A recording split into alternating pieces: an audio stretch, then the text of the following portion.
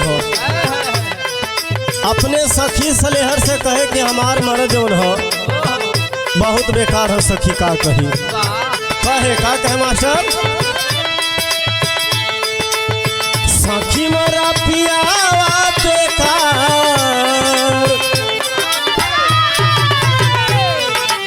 सखी मोरा पियावा बेकार, तो कबो नहीं प्यार करेला।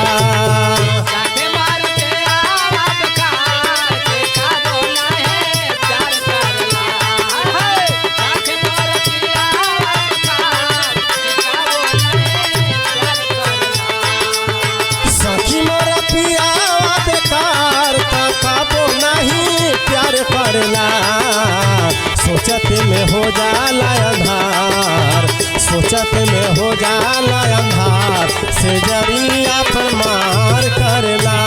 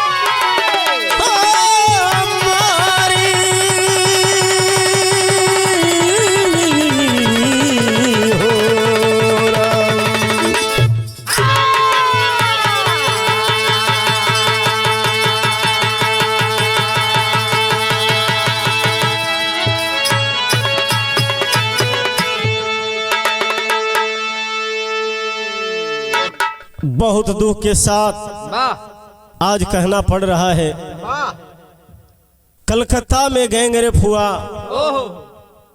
बलात्कार एक लड़की के साथ एक डॉक्टर के साथ हुई। मैं उस बहादुर बिटिया को जो आज इस दुनिया में नहीं है सत सत नमन करते हुए सभी भोजपुरिया भाई के गोड़ छू के गोड़ लगत बानी। बड़ी बेहद खुशी भइल कि हमारे उत्तर प्रदेश के धरती से सिकंदरपुर से हमारे आदरणीय बड़े भैया गार्जियन बचाओ भैया और हमारे मित्र दयाराम रामाशीष भाई और दरोगा भैया के फोन से बात भैल कि भैया कलकत्ता में जो घटना हुई है गैंग रेप हुई है उसको थोड़ा भेजिए। उन लोग के बेहद मांग पर हमारे बड़े भैया गो से डॉक्टर अरविंद कुमार यादव जी और डॉक्टर मनोज कुमार यादव जी, लभरी के पैक्स अध्यक्ष हमारे बड़े भाई बसंत यादव जी और बक्सर से शहेंद्र यादव जी, चौठैया के पावन धरती से हमारे विनय प्रसाद यादव जी, सभी के मांग पर एक बिरहा भेजने जा रहा हूं जो नहीं होना चाहिए। बहुत अफसोस है। 4 लाइन भूमिका में कहना है मास्टर कैसे,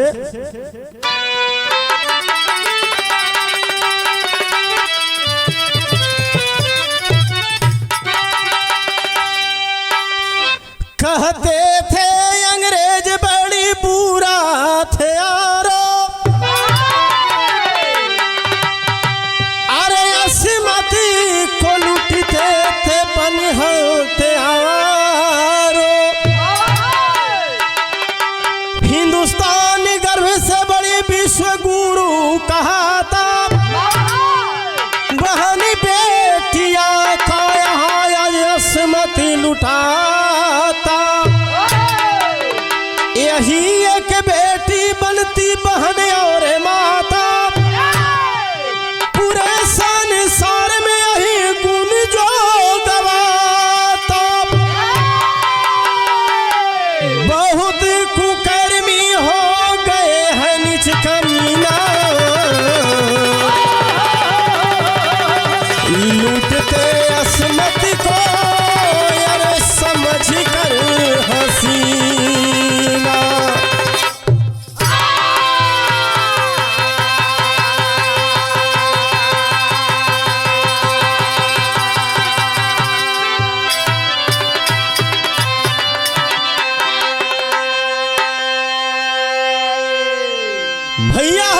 देश में गंगा बहती है उस देश को हम लोग गर्व से कहते हैं विश्व गुरु। और हमारे विश्व गुरु जो देश है उस देश में क्या हो रहा है, हम जिस देश का वासी हैं बहुत दर्द होता है जब ऐसी घटना घटती है।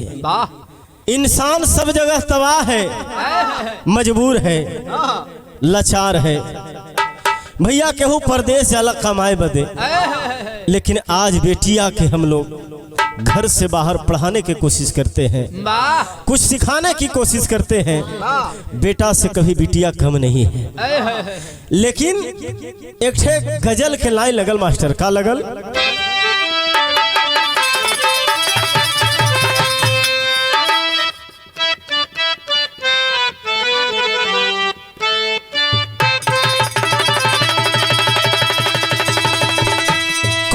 आशिक अपने मासूका से कहलस, ए मेरी जान तू मानो या न मानो लेकिन हम तुमसे बहुत प्यार करते हैं।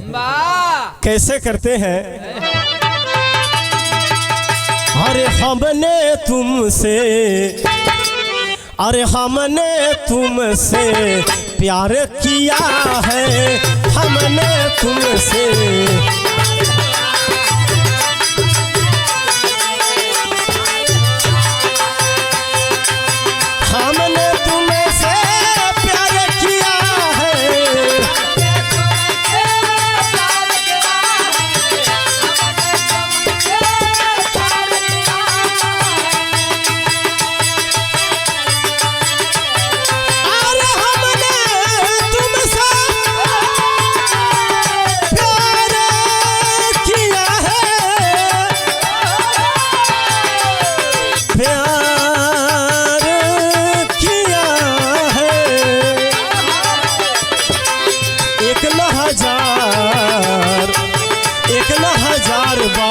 बार किया है, 1000 बार।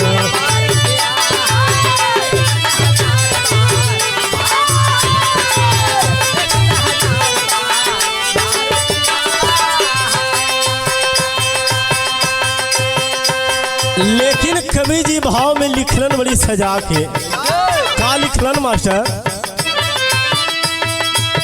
इस धरती पर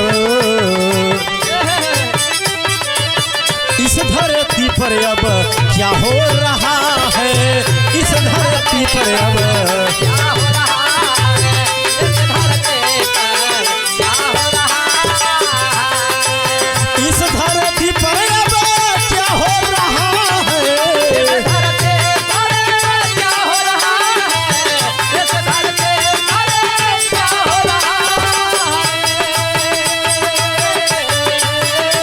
अरे इस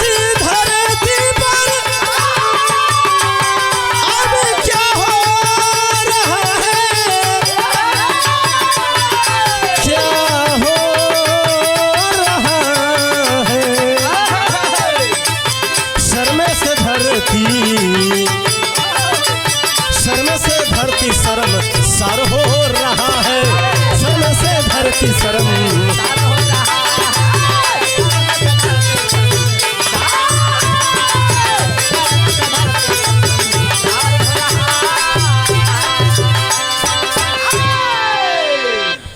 भैया हो कहानी कैसन हो, घटना कैसन हो, कहाँ के हो, साफ साफ है आप लोग के समझ में आ जाए। और पेपर पत्रिका में टेलीविजन के माध्यम से सुनने को जो मिल रहा है बहुत लोग गा चुके हैं, लेकिन अब जो निकल करके आ रहा है कुछ सच्चाई सीबीआई के द्वारा पता चलती है। हमने तो देर किया लेकिन सब कुछ जो भी गा रहे हैं ये सत्य है। 4 लाइन नजम के लाइन लगल मास्टर।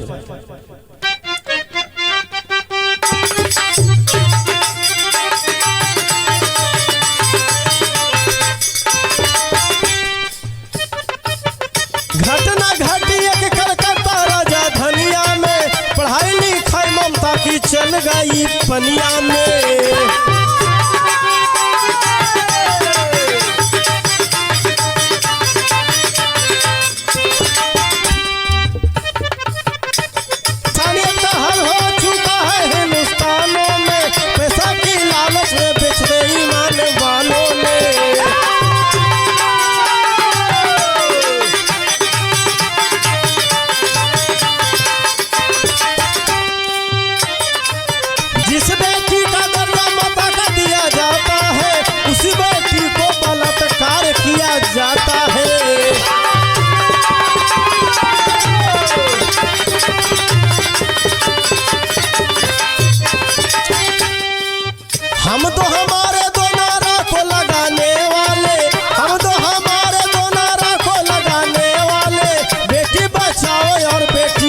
पढ़ाने वाले।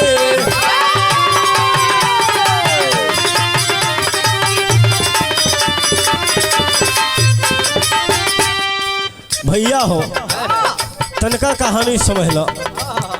ए भैया ये देश में नारा लगत बा बेटी बचाओ बेटी पढ़ाओ, सभी की बेटियां बहन है, लेकिन मैं सरकार से आग्रह करता हूं कि आप जो संस्था चला रहे, जो आवाज उठाते हैं, वो कहाँ हो रहा है? बेटी को बचाने के लिए आप नारा स्वयं लगाते हैं, आपका रक्षक देश का भक्षक बनता है और हमारे बेटी बहन से खिलवाड़ करता है।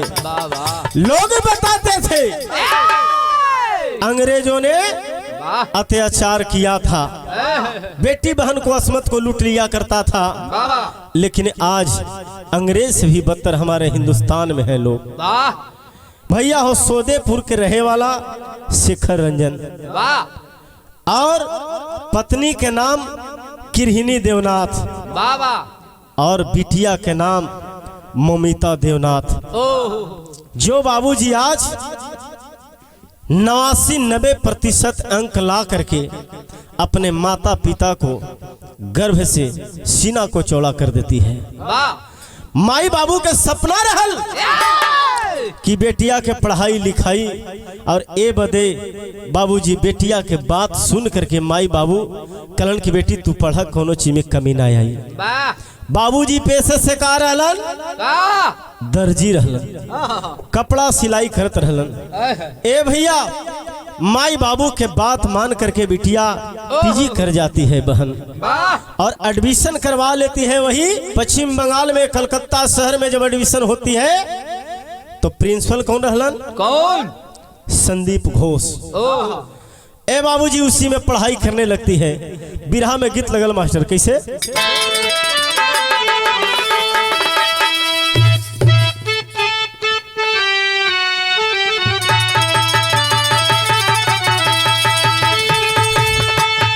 बड़ी पुरान गीत है ननका, भरत शर्मा जी की आवाज में आप लोग सुन ले होगा। कैसन गीत था?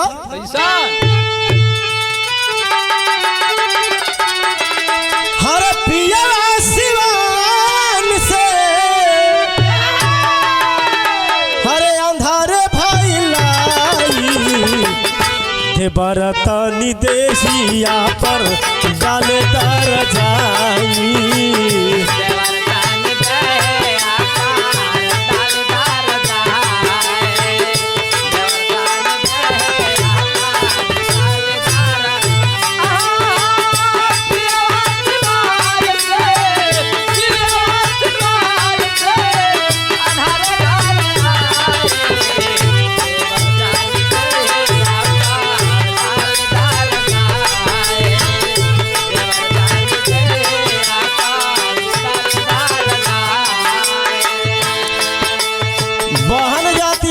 के लिए कलकत्ता शहर में डॉक्टरी की पढ़ाई पढ़ रही है। माई बाबू का सपना है, माई बाबू समझावत हो बेटी आज के जमाना बड़ी खराब हो। का समझाना लाल?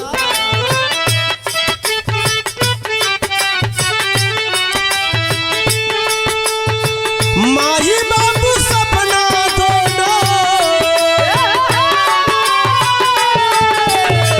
माई बाबू सपना दोनों मन में सजाई। कर तू पढ़ाई बेटी कमी न कब हुआई।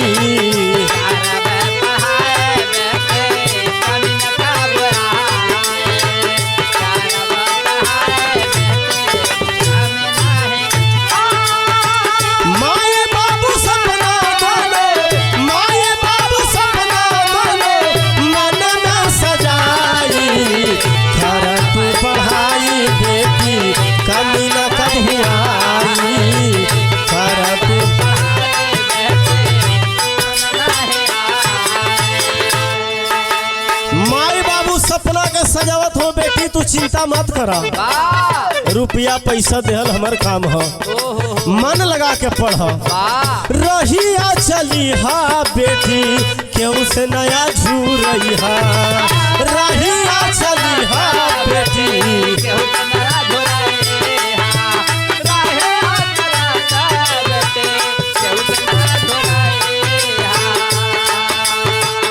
ना केहू से बात खीसा ना केहू से बात कियहा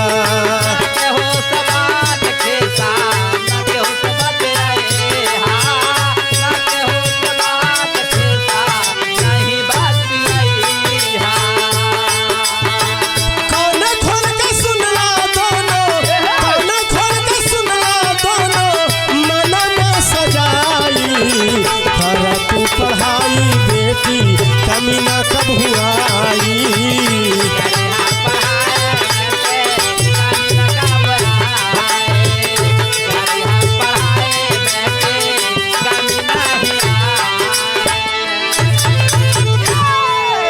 ए बाबूजी कलकत्ता शहर में जब पढ़ाई करे लगली बेटिया रोज बातचीत होवे माई बाबू से रोज बातचीत होवे माई बाबू समझालन बेटी देखा कहीं चलत भी रहबा केहू कुछ बोली ओकरे मुहे ना लगैहा केहू से झुरैहा मत ऐसे कि जे के आगे बढ़े लगी रहेला पीछे ना ताकेले बेटी जा बढ़िया से पढ़ाई करी हो बेटी पढ़ाई करे लगली हो बाबू धीरे धीरे समय बीते लगल एक दिन माई से फोन पर बतिया होता कैसे भैल मास्टर गीत बदल गेल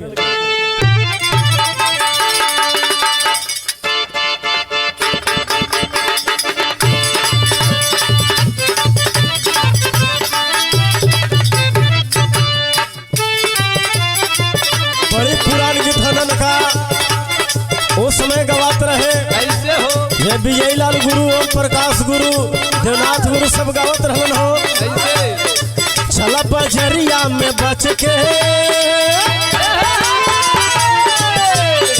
चला बजरिया में बच के तनी धक्का लगे ना चला बजरिया में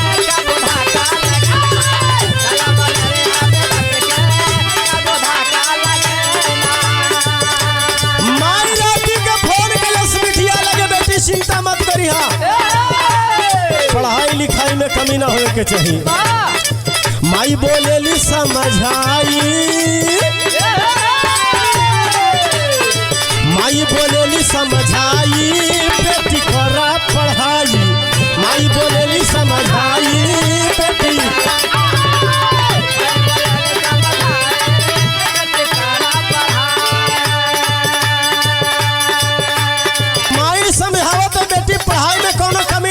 न कोनो बदनामी आवे के चाहिए रात दिन जम के बेटी कर पाई अरिया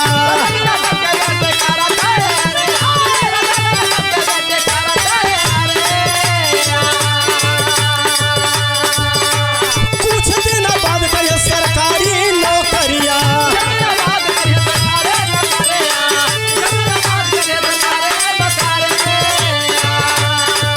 माई फोन बंद कैली समझाई माई फोन बंद कैली समझाई बेटी करा पढ़ाई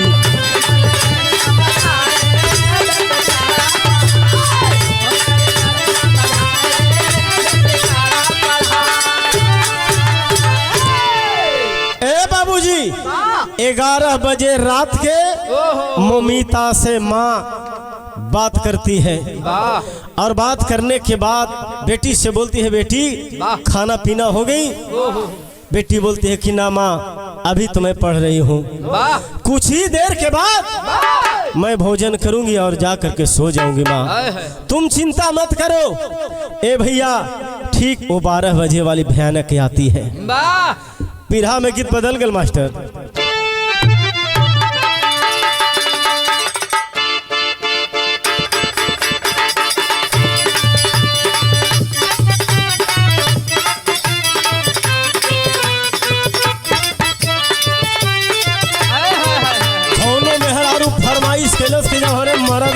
ड्राइवर हो तो कहीं दूसरे गाड़ी से घूरा ओकरे संगे ना घूरा तब कहे मौगी गाड़ी पर हम ना चढ़ब राजा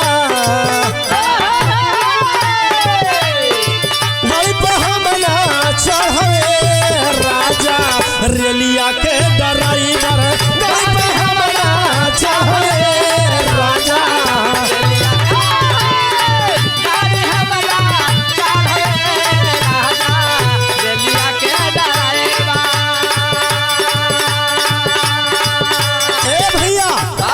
लेकिन माई के फोन कटल एक बाद 12 भयानक रात आती है। ओ बाबू 8-9 अगस्त की रात काल बन करके वो बिटिया खातिर आयल बा। माई के फोन बंद हल्ला के बाद बहन जो है ममिता खाना खा करके और सोने के लिए जाती है। ए भैया जब सोवे गई 3 मंजिला पर बहन मन में सोच रही है कि अब हमारे माई बाबू के इतना सपना हमारे ऊपर ध्यान हो तो कुछ पढ़ लिख के हम दिखाई डॉक्टर बन के दिखाई। रात को बाबू 12 बजती है ठीक उस समय के बाद बतावल गई कैसे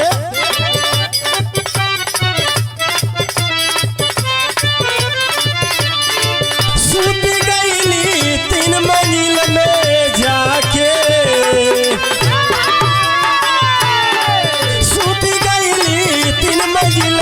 जाके बेडावा बिछा के सूत गईली 3 मंजिल में जाके बेडावा बिछाई सूत गईली 3 मंजिल में जाके बेडावा बिछाए।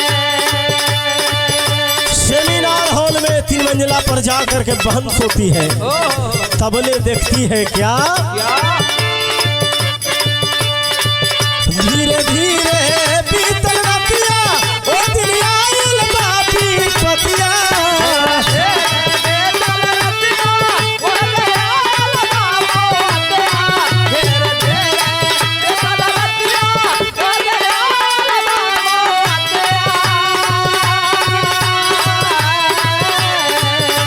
देखली बजबे इंसान आके बेडावा बिछा के देखली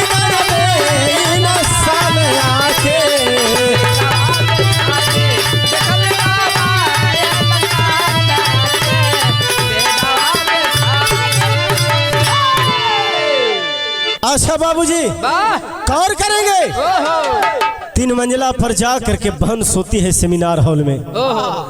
भयानक रात 12 जैसी बजती है मेरे साथी गौर करेंगे। संजय राव जो जाता है 3 मंजिले बंगले पर प्रतिदिन उसका काम था पेशा था दलाली करना मुखबिरी करना। ए भैया उस हॉस्पिटल का भी कमीशन खाता था थाने का दलाली करता था।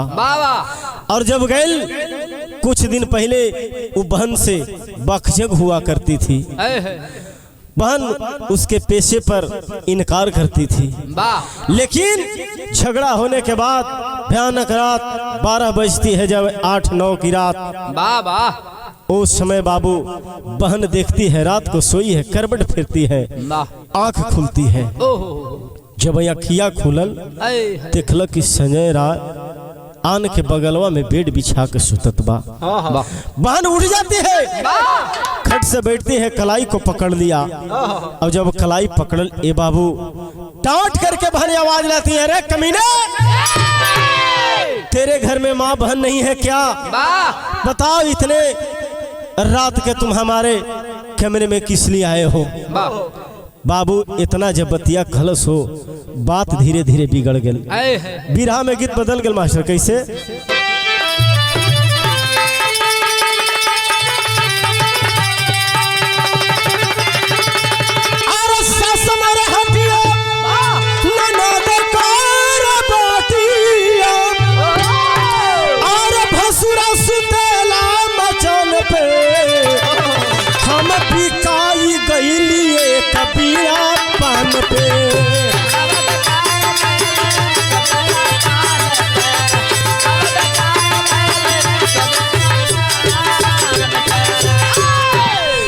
लेकिन बाबूजी बहन डांट करके जब आवाज लगाती है तो वो कमीना का खून और खोल गया। कैसे आवाज लगाती है?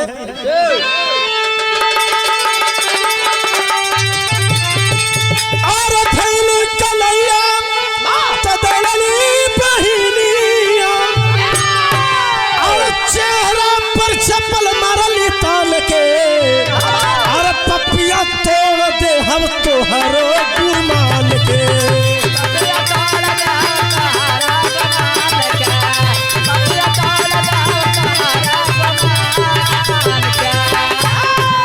अरे इतने में थप्पड़ दिया संजय चलाई, अरे फरसवा पर पहली हो गई फेंकाई।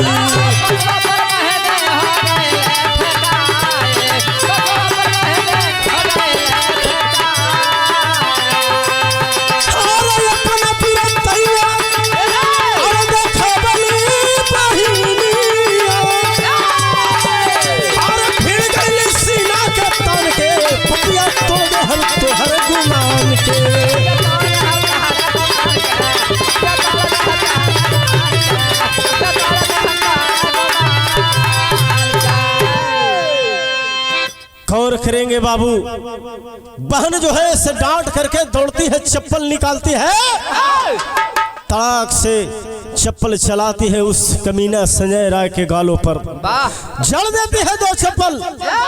और जब 2 चप्पल जड़ती है, कमीना का खून खोल उठता है, बहन को बाल पकड़ करके फर्श पर पटक देता है और पटक करके खींचना शुरू करता है। लात घूंसा से मारना जब शुरू करता है मेरे साथी, बहन सोचती है अब कमीना ये ऐसे नहीं मानेगा, वो भी हिम्मत नहीं हारती है और बाजुओं से बाजू लगा करके और बाबूजी पटकनिया देना शुरू कर देती है। और जब इतना में भी कमीना समझ गया कि अब हमें छोड़ेगी नहीं, हल्ला होगा, सुबह बवाल हो जाएगी। पत्रिका के माध्यम से, टेलीविजन के माध्यम से, सीबीआई के द्वारा ये हमें सबूत मिला है कि एक नहीं बल्कि 4-5 के संख्या में उस लड़की के साथ बलात्कार किए थे। कुछ ऐसी मजबूरियां हैं जो बिरहा में नहीं बता सकते, लेकिन मीडिया वाले ने साफ बताया है कि जो बीज होता है 4-5 की संख्या में अधिक मिली है जानकारी के मुताबिक। लेकिन बहन मानती नहीं है, लड़ना जब शुरू कर देती है तो 4-5 के संख्या में बुलवा करके और बहन को मारना शुरू कर देता है। बहन रो रही है, विदेशिया में भाव लगल मास्टर कैसे?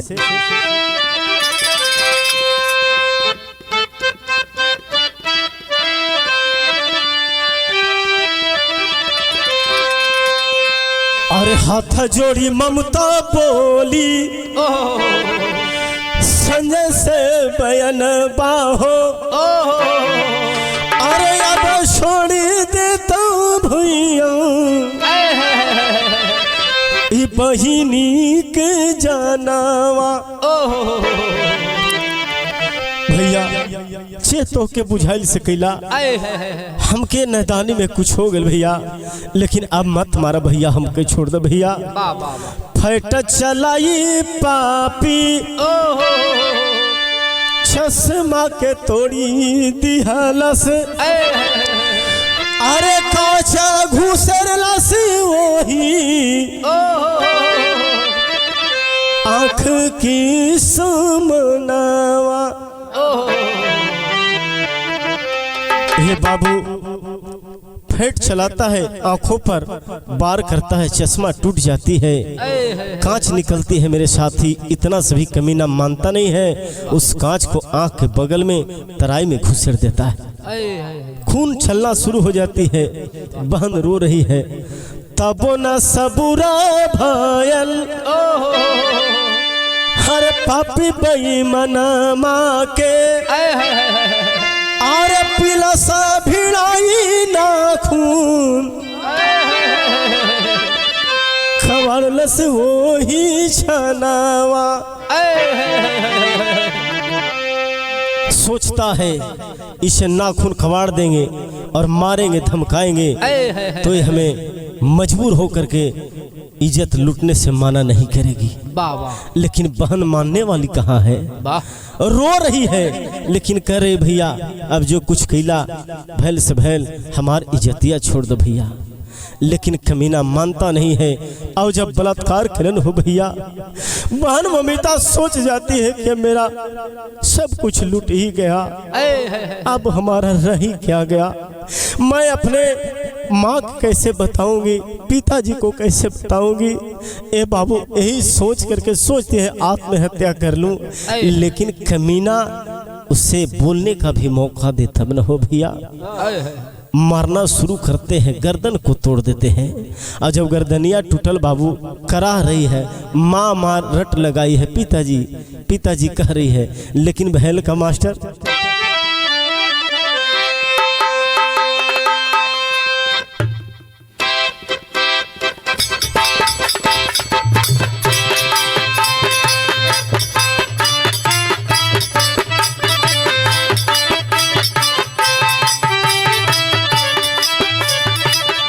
बहल का उस समय रो रही है बहन, लेकिन मजबूर है। गर्दन टूटा है, फर्श पर गिरी है।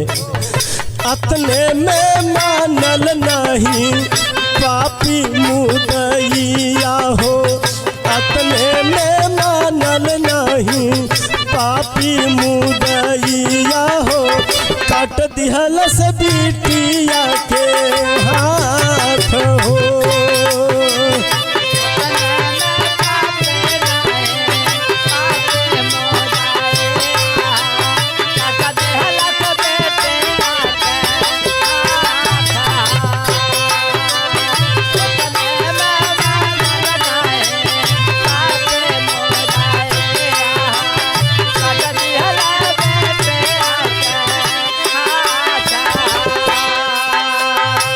चलता है मेरे साथी हाथ भी काट देता है। बहन तड़प रही है।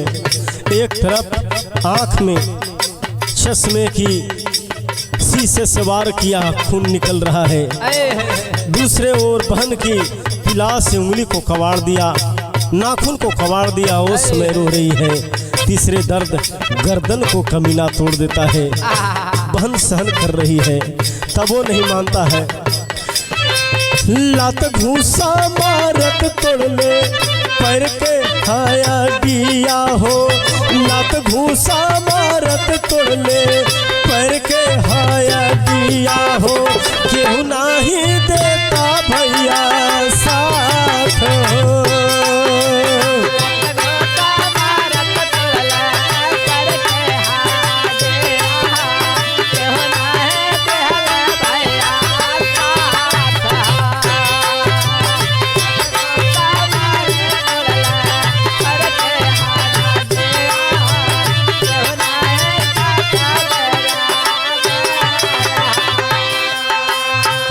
अंधेरी रात में बाबू इतना चीख कर रही है, पुकार कर रही है, लेकिन कोई सुनने वाला नहीं है। दरवाजा बंद है और उस बहन को देखने वाला कोई नहीं है। अकेला तड़प रही है, फर्श पर छछन रही है। इतने आवाज दिहला संजनी दैया, जीभिया के काट लिहला बन के कसैया।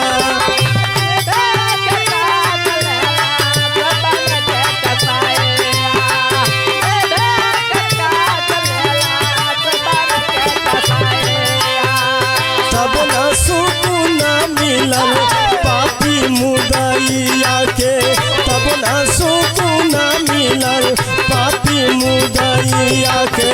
तोड़ दिहलस गर्दन के जाए हो।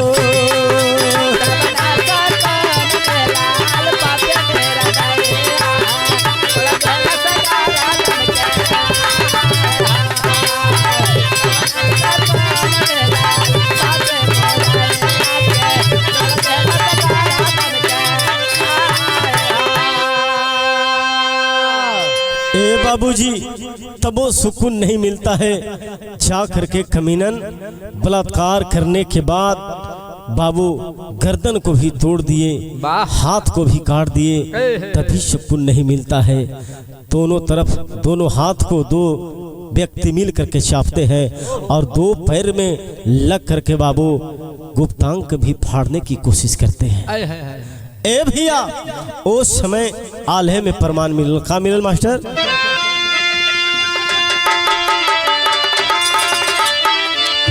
और भइल रात से सुबेरवा गइले हॉस्पिटल के नर्सवा, देखली ममिता के लसिया पड़ल बा फरसावा।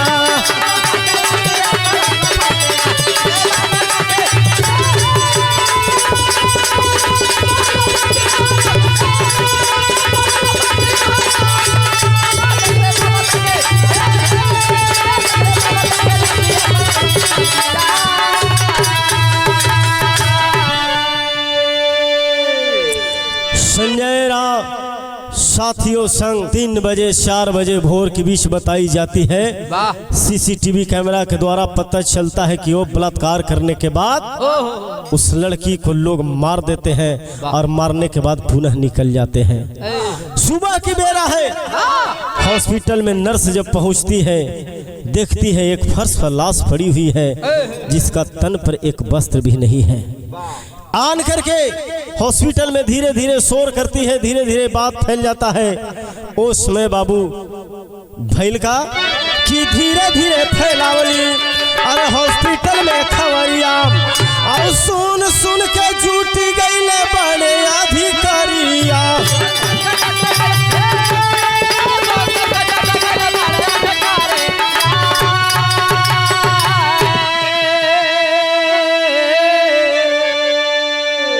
जब दिहले खबरिया यार बेटी के घरवा, देखले ममिता के लसिया पड़ल बा फरसावा।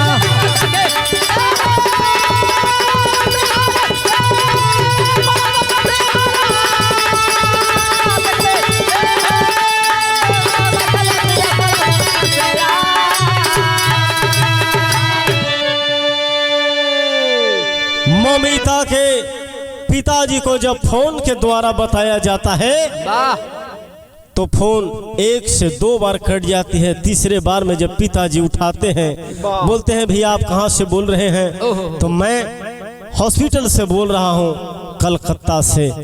ए भैया इतना बतिया सुनन कलन की कारण बतावा का बात है? कलन की यही बात है कि तोहार बेटिया जो ने यहाँ पढ़त रहली अपने आप में खुद खुशी कर ले लिया। और जब फोनवा कटल हो भैया उस समय बाबू के प्राण निकलत बा, छाती मुका मारे लगले, रोवे लगले। अपने पत्नी के साथ 2-4 व्यक्ति के साथ जब कलकत्ता पहुँचते हैं जहाँ घटना हुई है, कौन बाप अपने बेटी को देखना नहीं चाहता है। जब बिटिया फरसवा पर पड़ रहे निवस्त्र हो भैया बाबूजी दौड़ करके जाते हैं। जब बिटिया के हालत देखलन मुंह छिपा करके पीछे की ओर घूर करके गिर पड़ते हैं और गिर के रोने लगते हैं। उस समय जब रोवे लगलन बाबू लोग समझावत हो कि भैया चल अपने बिटिया से कम मरने के बाद मुलाकात कर ला, लसिया से मुलाकात कर लो हो। ए पंचो आंखों से आंसू चल रहा है, लेकिन कुछ महिला जो डॉक्टर थी जा करके पुनः चादर उड़ा देती है और चादर उड़ाने के बाद फिर पुनः बाबूजी जात हो अपने बिटिया के लसिया धर के रोत हो बाबू। और डॉक्टर साहब से कुहार लगौलन खरन किसे सुना हमार बिटिया मरल नहीं बल्कि मारल गइल बा। झगड़ा न बात कुछ नहीं बिगड़ल बा, हमार बिटिया खुद खुशी न कर सकेली। ए भैया जब इतना बतिया संदीप घोष सुनलन तब उनका धीरे धीरे कलेजा कांपे लगल। थाने में जा करके गुहार लगाते हैं, धीरे धीरे सड़क पर जनता की गुहार हो जाती है और सारे स्टूडेंट लाइफ के छात्र छात्राएं दौड़ करके डॉक्टर लोग आते हैं और रोड को जाम करते हैं, घेराबंदी करते हैं। आल्हे में प्रमाण मिला।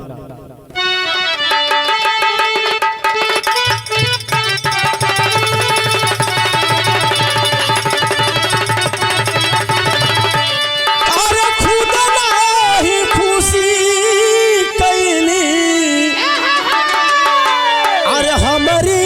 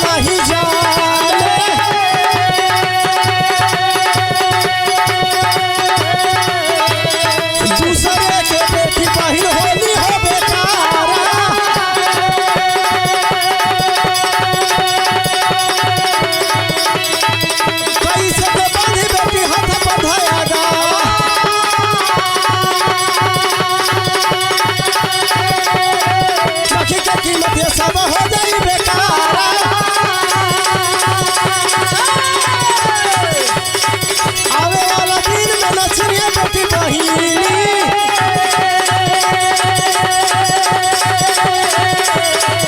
अपने बहिन के लोग करिए बाल बचारा।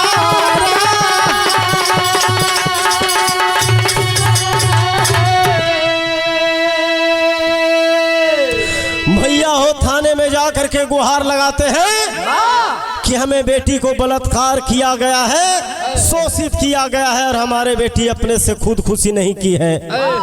सीबीआई द्वारा मांग किया गया कि छानबीन किया जाए और हमारे बेटी को इंसाफ दिया जाए। लोग सड़क पर उतारू हो गए और थाने को घेरते हैं। जिस थाने से संपर्क संजय राय को था उस थाने में जा करके घेर करके हल्ला बोलते हैं। तब सीबीआई के जांच की मांग की गई है। ए भैया धीरे धीरे सीसीटीवी फुटेज भी कबाड़ करके साक्ष्य छुपाने के लिए छोड़ दिया गया था, लेकिन एक आध दो ऐसा सीसीटीवी कैमरा रहल, मोबाइल के जरिए भी वीडियो बनाया गया था। धीरे धीरे प्रशासन को हाथ लगी है। बाबूजी उस समय जिस बिटिया को इज्जत हिंदुस्तान के धरती पर लूटी जा रही हो और दूसरा नहीं बल्कि हमारे इस हिंदुस्तान के ही व्यक्ति लूटता हो, तो हम पूछते हैं अंग्रेज में और हमारे यहाँ के दरिंदे में क्या फर्क है। बाबा खड़ी में कहना पड़ल मास्टर कैसे। अरे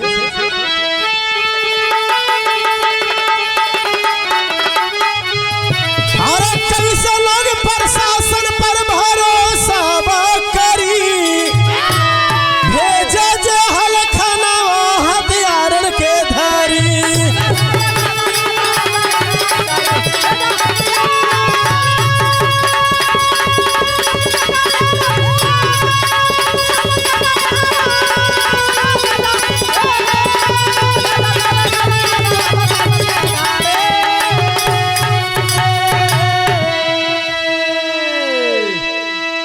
कैसे लोग प्रशासन पर भरोसा करेगा कि हमारे इंसाफ मिलेगा, जो प्रशासन मिल करके उस बिटिया को बलात्कार करवाता है। कैसे प्रशासन अरे दिलावे आश्वासनवा और फांसी होई दोषियन के बहिनी के कराना।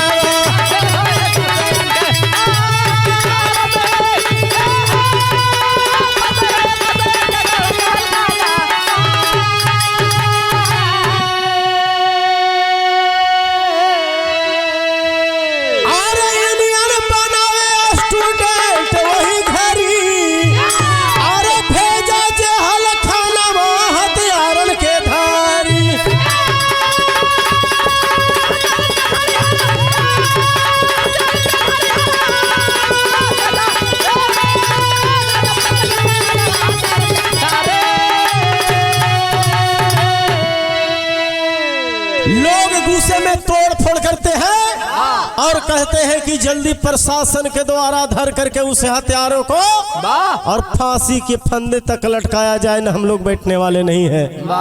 ए बाबू धरना प्रदर्शन भैल, कैसन कैसन तोड़ फोड़ भैल, कांड भैल, लेकिन आज उस बिटिया को इंसाफ मिलता है या नहीं मिलता है। मैं जितना तक मुझे पता चला मैं उतना तक गाया और आप सब सुनेंगे समझेंगे। आखिरी भाव में कहना है क्या,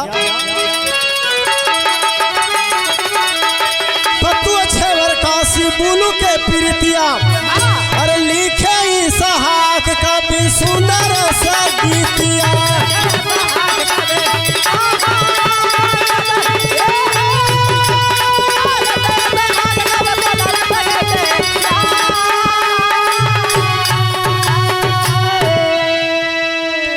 सोचे ब्रिज नंदन अरे सर पर हाथ धरी